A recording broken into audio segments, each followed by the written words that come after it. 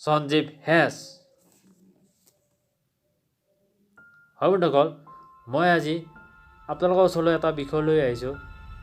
এই বিষয়টো হ'ল ইণ্ডিয়া আৰু আমেৰিকাৰ ফেনৰ মাজৰ পাৰ্থক্য। হয়, ইণ্ডিয়াৰ ফেনৰ যি ব্লেড, সেই ব্লেড 3খন আৰু আমেৰিকাৰ ফেনৰ ব্লেড 4খন।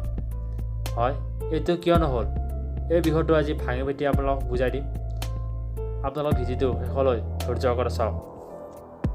আমি সকলো জানো যে ভাৰত হৈছে এখন বিকাশশীল দেশ। ইয়াত দুখীয়াৰ সংখ্যা কিছু পৰিমাণে বেছি। এই দুখীয়া লোকসকলৰ এচি কিনাৰ সমৰ্থন নাই। কিছুসংখ্যক লোকে এচি ব্যৱহাৰ কৰে, যিসকল লোক ধনী। এই যিসকল লোক এচি কিনাৰ সমৰ্থন নাই, সেই লোকসকলে এই 3খন ব্লেড থকাৰ পাংখা ব্যৱহাৰ কৰে, কাৰণ এই পাংখাৰ ওজনতা কিছু পৰিমাণে কম, ইয়াৰ দামো কম, লগতে বিজুলী খৰচাও কিছু পৰিমাণে কম, যাৰ ফলত ইয়াৰ যি বতাহ অতি সোনকালে ৰুমৰ চাৰিওপিনে বিয়পি পৰে। সেয়ে মানুহৰ মাজত ই খুব পচন্দ। কিন্তু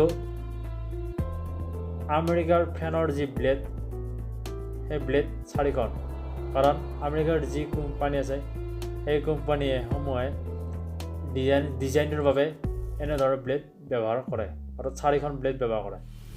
আৰু তেওঁলোকৰ ফেনবোৰ হেভি হয়, বিজুলী খৰচাও কিছু পৰিমাণে অৰ্থাৎ ইণ্ডিয়াতকৈ বেছি।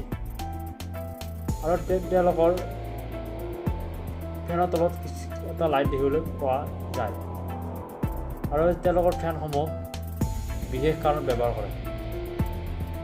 আমেৰিকাৰ দেশসমূহ সাধাৰণতে শীতকালীন আৰু শীতল, তেওঁলোকে এই ফেনবোৰ বিশেষ কাৰণত ব্যৱহাৰ কৰে।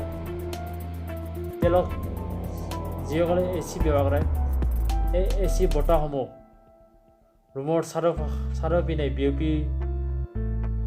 বিয়পি যোৱাত এনেধৰণৰ ফেনবোৰ ব্যৱহাৰ কৰে, কাৰণ এনে ফেনবোৰ খুব লাহে ঘূৰে, যাৰ ফলত এচিৰ বতাহসমূহ ৰুমৰ চাৰিওপিনে বিয়পি যোৱাত সহায়ক হয়।